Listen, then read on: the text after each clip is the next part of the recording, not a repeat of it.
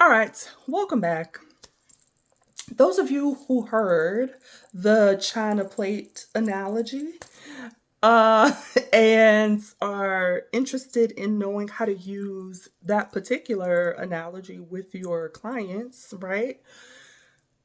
Here you go. Well, let me review you can go back and watch the China plate thing, but essentially, imagine you have a China plate, you drop the China plate, right? It's a valuable plate. You're going to try to put it back together, glue it back together, right? It broke off 3 or 4 pieces. You try to piece it back together, right? A few weeks later, you accidentally drop the plate again. Well, this time it's already a bit damaged. So this time when you drop it, it's going to break off into what, 6 to 8 pieces, right?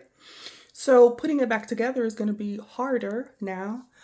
What's also going to make it harder is when you break it, there have been micro pieces that have been lost, right? So you put the big pieces back together, but you didn't realize that there were shards, small micro pieces that you couldn't glue back together. It was too small, right?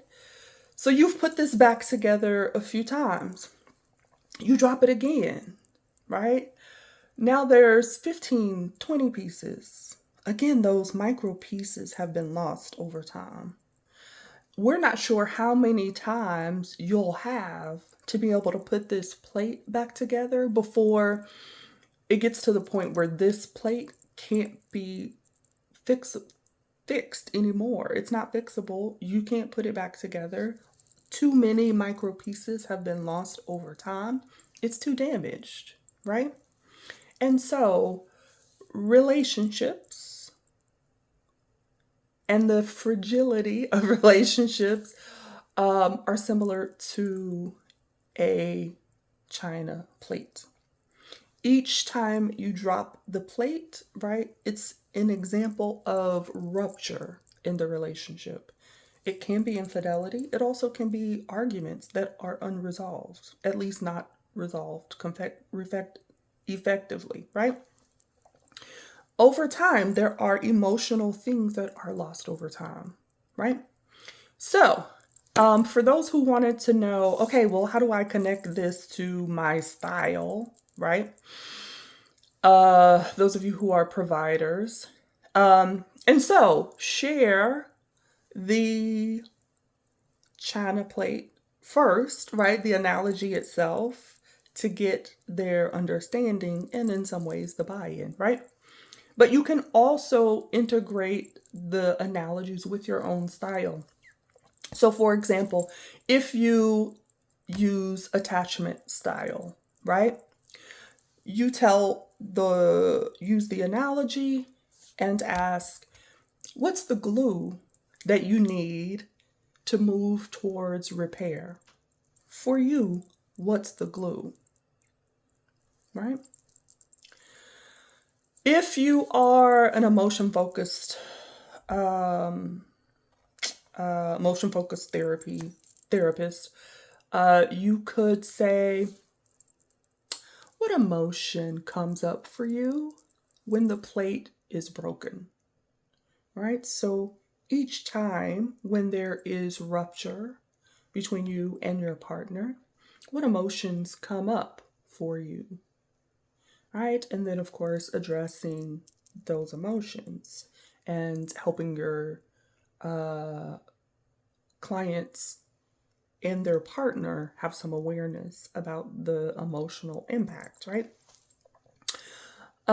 If you are an IFS therapist, right, you might say, which part of you is most impacted when the plate is broken, right? Because when the plate is broken, when there is a type of rupture, there's a particular part of yourself that's affected, right? And getting them to connect with that part of themselves. And of course, understanding that part, where that part comes from. Hopefully, you've already done that work.